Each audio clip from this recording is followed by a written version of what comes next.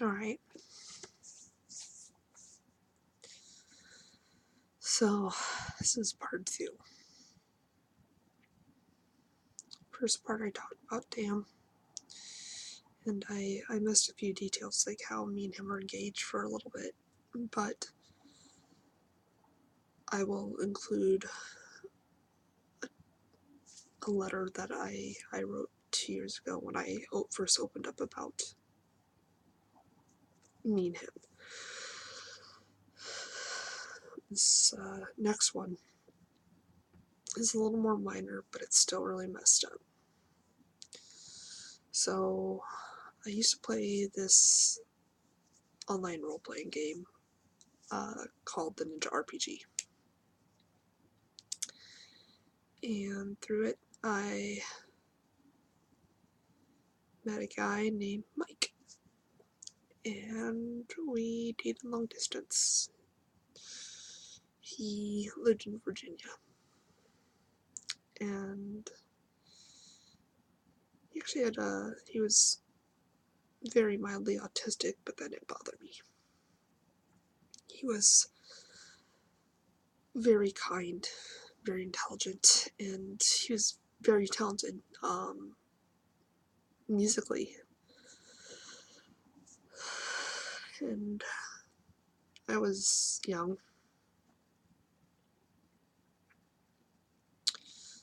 right out of high school, and I guess I just really wanted someone to love me. And he and I, we'd talk for hours, almost every night, via the phone, and it was great. I had been planning to move out there. I'd been saving for months to be able to move to Virginia, and one day I was on DeviantArt, and I looked on his profile on DeviantArt, and I saw this other girl posting on there, and it was like, love you baby, that kind of thing. And I messaged her and was trying to figure out, because I was like, hey, what's going on here? Well, turns out he and her had been dating for a little bit longer than him and I had been dating. I had been the other girl. And of course, she was mad at me until we kind of figured out the situation. But sorry.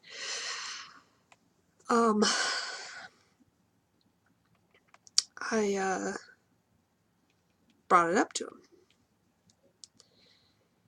And he went silent for a while, radio silent. And then came back not long after and pulled this whole I was in a car wreck, I had amnesia thing, he couldn't remember me, and me being naive believed him.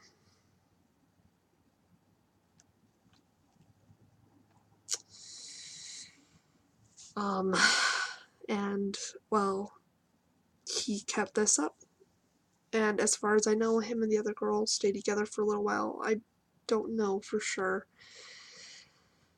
but he kept up this lie, and he played us both.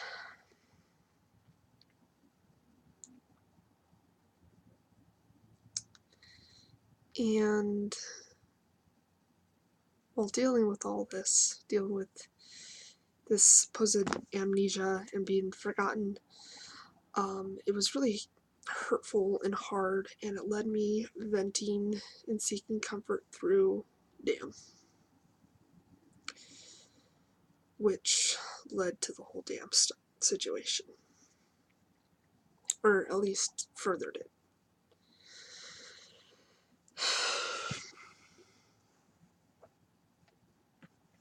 And while that is definitely more of a minor thing. It's still abusive and manipulative, which is still not okay.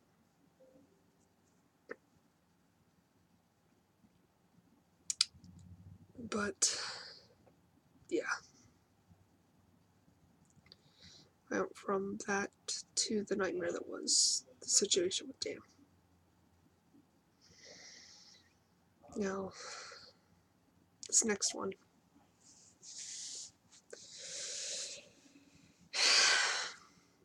This next one I haven't opened up publicly about. Close friends know. But I have not opened up very publicly about this one because I'm not sure how people would react. But the next abuser was family. The next abuser was my own mother. It wasn't physical. It wasn't sexual. It was emotional. It was pure neglect. You might sit there and think, well, that's not abuse. Yes, it is. Emotional and mental abuse comes from neglect.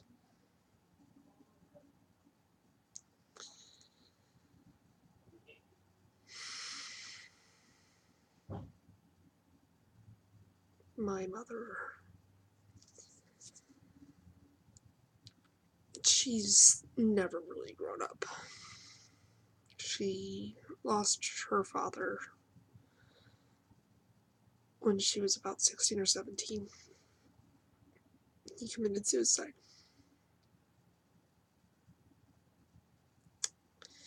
And I think that was part of what really affected her, because at that age you're still developing mentally, and so I don't think she really fully grew up. But at one point she had me, and in elementary it was fine. My mom was the cool mom, the fun mom. Like, my friends loved it when she was on field trips because she was a lot of fun.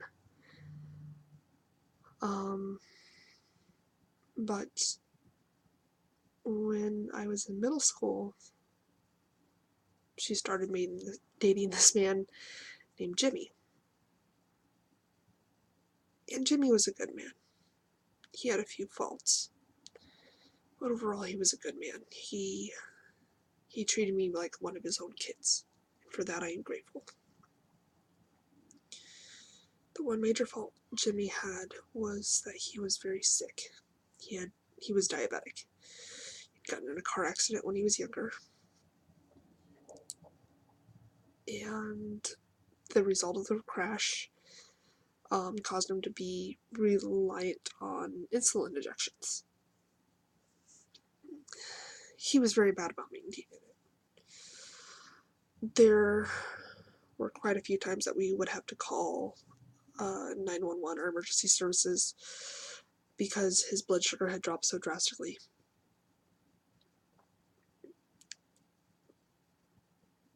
The only thing I fault Jimmy with is not taking care of himself and relying on my mother to help take care of him. Because my mother could not take care of a fully grown man as well as a teenage child.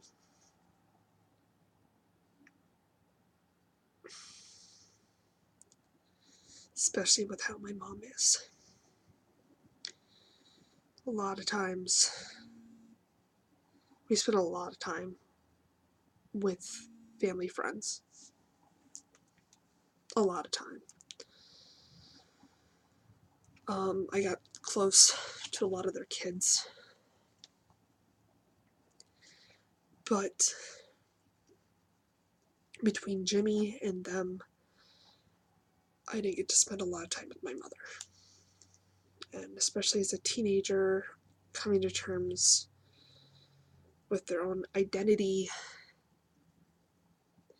and mentality. Going through puberty, I didn't have that adult, that parental figure that I needed to help me through that. I was very socially behind. I had my few friends in school, but a lot of the kids that I interacted with were much younger than me. So I knew how to interact with them, but that was about it.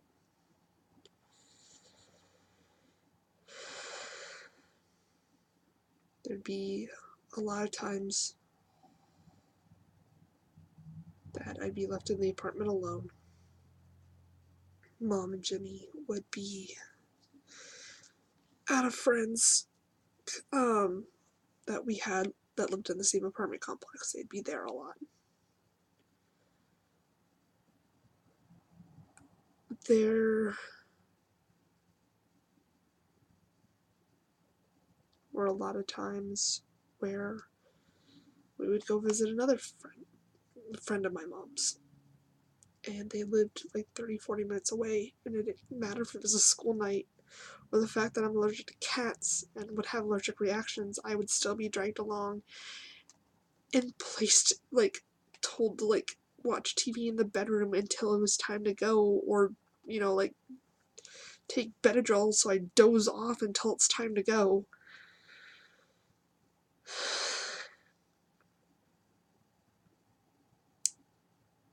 There was just never any really one-on-one interaction between me and my mother when I needed her, because all of her attention was divided between Jimmy, and especially towards her friends.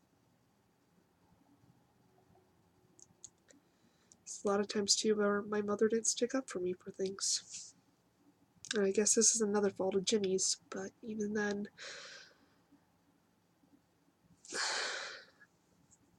his son was a troublemaker.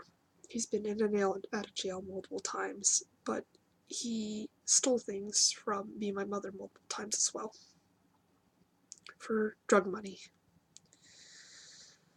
Jimmy's nephew let me borrow a few PlayStation 1 games.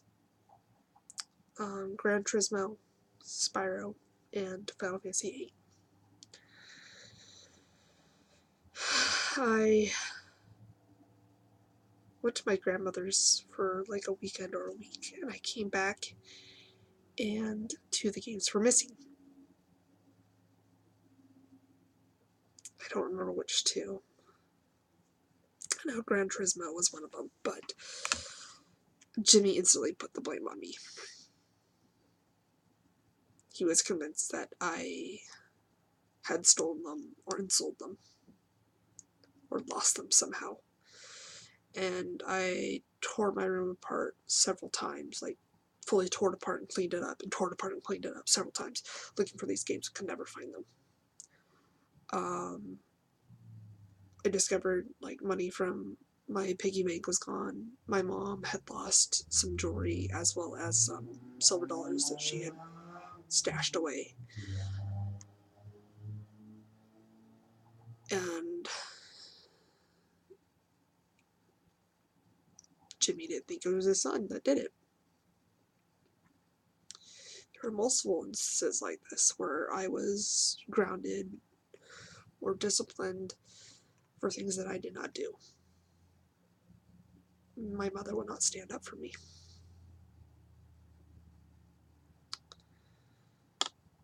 One of the biggest things I remember is wanting to spend some time with my mother. I didn't care if it was just to watch a movie or play a board game. I just really wanted one night a week where I could spend time with my mother. And that almost never happened because her attention was so divided elsewhere. She looked everywhere but at me. I was a second thought.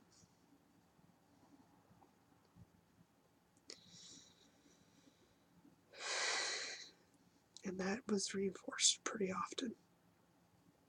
high school I swam. Swam year round. There was only about two or 3 months out of the year that I didn't swim. And my mom hardly ever made it to any of my meets. My dad, who lived an hour and a half away, saw more meets start to finish than my mom ever did. And I lived with my mother. And in the wintertime,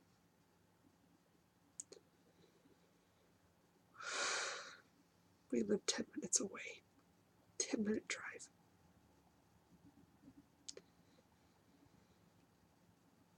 And I lost count how many times in the winter I'd be standing out there, my hair still wet, my clothes damp, waiting over 30 minutes with always some kind of excuse, trying to call them and not getting an answer.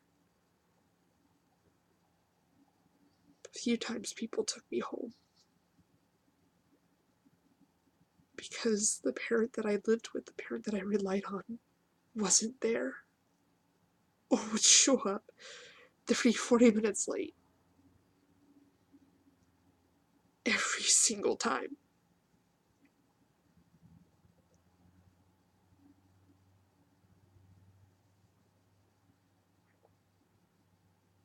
This wasn't just 1 year.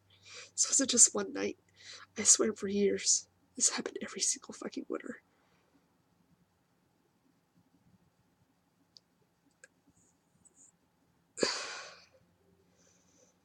This happened all the time.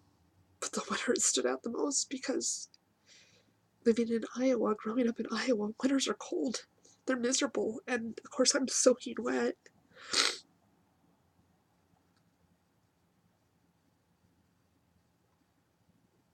There's a couple times Mom kicked out Jimmy because me and her had talked. And it made me so happy because I thought we were making progress. I thought, finally, I could spend some time with my mother. And we'd camp out in the living room for a night. And it was great. We get to talk and watch TV or movies. And it was great. But it only happened a handful of times. And Jimmy would always move back in after a while.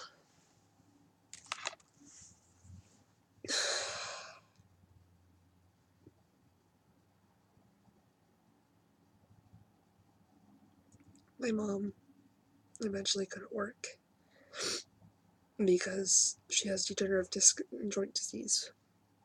And she'd be in a lot of pain. And that was a lot of times her excuse, but even before it was bad, she'd still go and visit friends, but she couldn't come and get me or come sit down at a swim meet. I don't know how many times I'd go to family Christmases at my grandmother's and my mom wasn't there.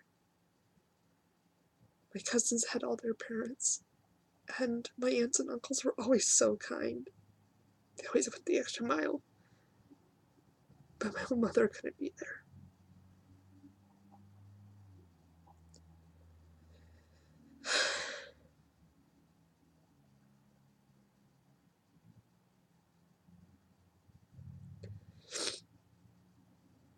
I usually don't talk about this because I have some of her friends on Facebook, and I don't know how they would react if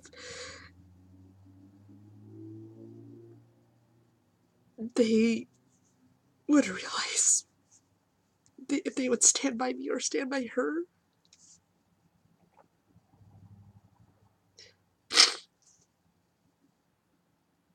But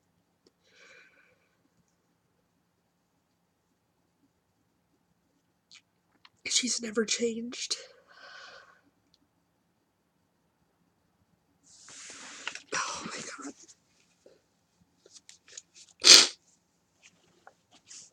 I just...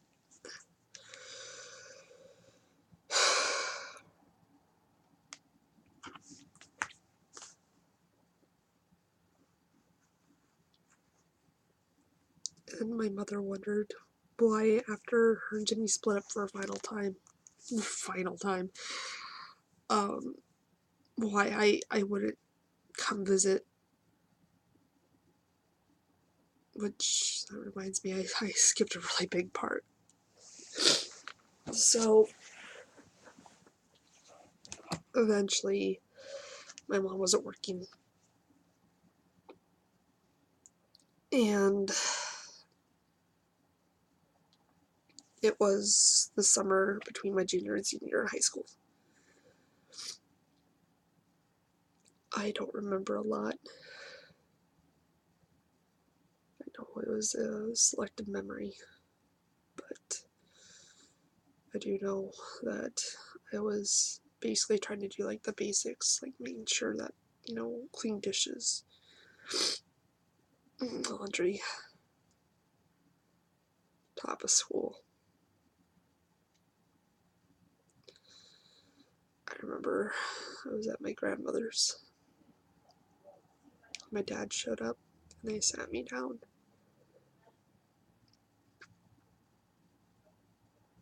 And they explained to me that Mom hadn't been paying the rent and that we were about to be kicked out of our apartment. She was trying to live off of child support and food stamps. We were about to lose our home.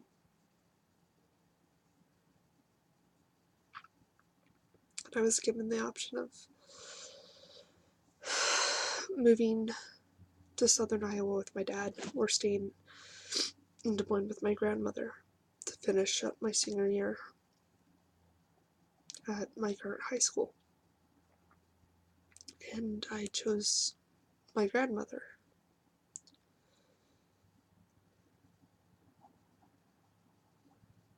I didn't realize how bad it was.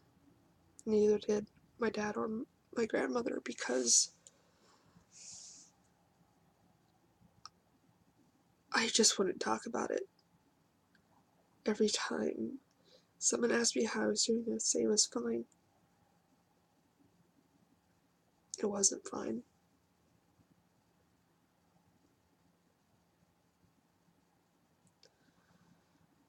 But we got a lot of my stuff and we moved my bird over.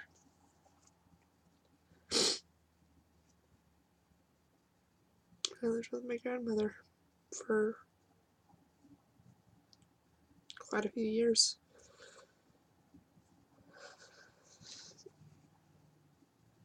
Until she sold the house.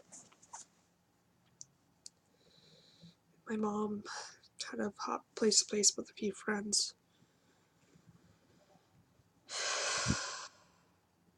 And I didn't visit her very often because I couldn't be around my mother for more than a couple hours. And I couldn't place quite why. But her behavior and her attitude, she never changed. It was always the same. It was always the same excuses. Whenever I'd try and talk to her about anything, about how I felt, she would always shift the blame. There were so many times that she would try to blame things on my dad.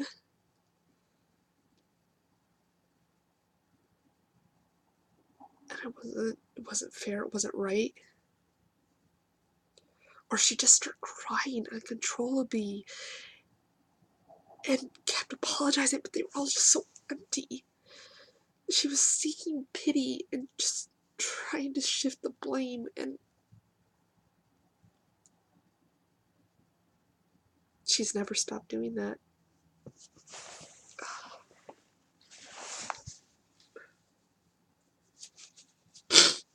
She has never stopped doing that.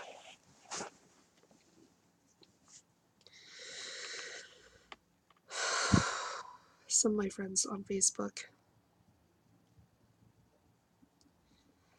know that since I'm an only child, I've helped my mother a lot.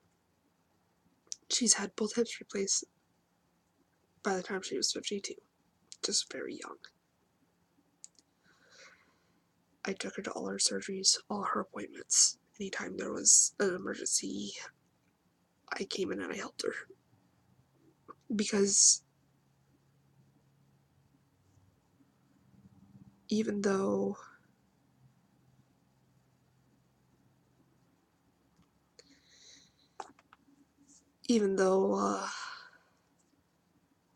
she is how she is, I was still her child, and I still care for her. And this has continued up to when I moved to Omaha, and she moved down to Kansas. I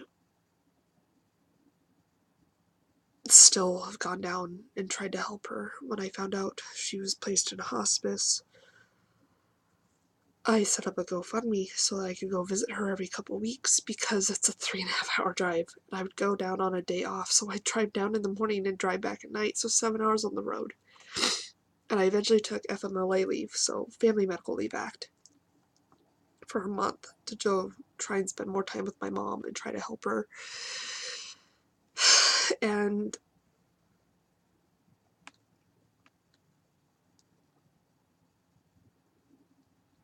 while I was down there, I found out that she owed the nursing home about $4,000. She wasn't paying them what she was supposed to from her disability. So I notified my aunt, the one family member who, aside from me, who would still talk to her on a regular basis. And we got my Uncle Mark involved.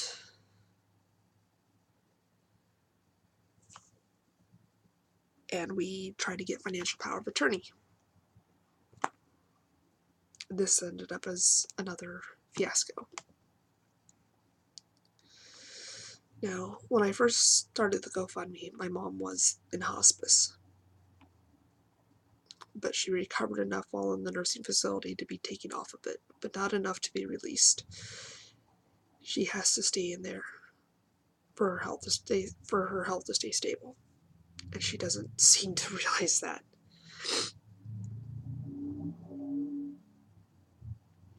But one of my last trips down there, right before the end of the FMLA leave, I went down there so that we could get it notarized and signed for the power of attorney. And she threw the biggest fit. She was trying to reason, trying to bargain. Well, I'm not going to sign this unless you guys put me back on hospice. I'm not going to sign this unless you do this. I'm not going to sign this unless you do that. And us having to explain that that's not how that works, that she is not eligible for hospice at this time. And she just starts bawling and crying and trying to seek pity and trying to bargain.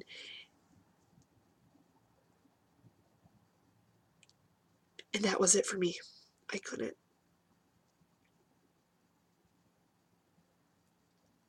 That's where I cut her off.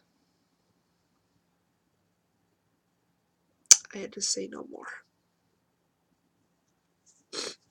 My mom is still down there. And while she did eventually sign the power of attorney, and my aunt and uncle did get things figured out financially so that she could still stay at the nursing home, my mother went behind their back and ordered a new debit card and checking books. The nursing home intercepted the checkbooks and the checkbooks, but not the debit card.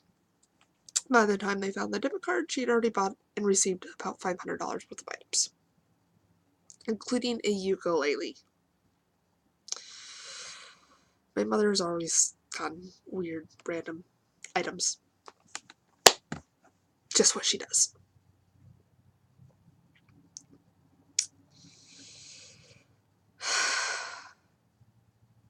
But my mom is in hospice, or not in hospice, she's not in a nursing home.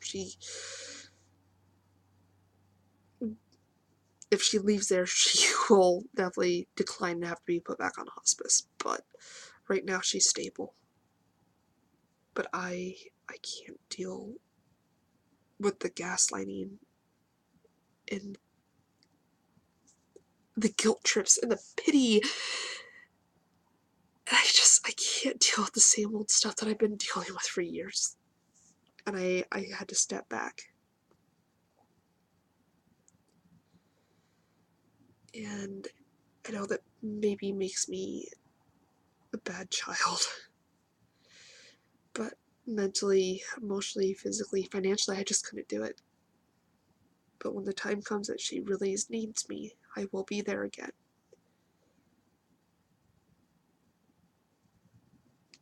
But it was just a good reminder that even if someone is family, they can still be toxic and abusive and manipulative. It doesn't matter if they're family. It doesn't matter if they're your brother, sister, father, father or mother, grandparents. It doesn't matter. Family can be just as bad as anyone else out there.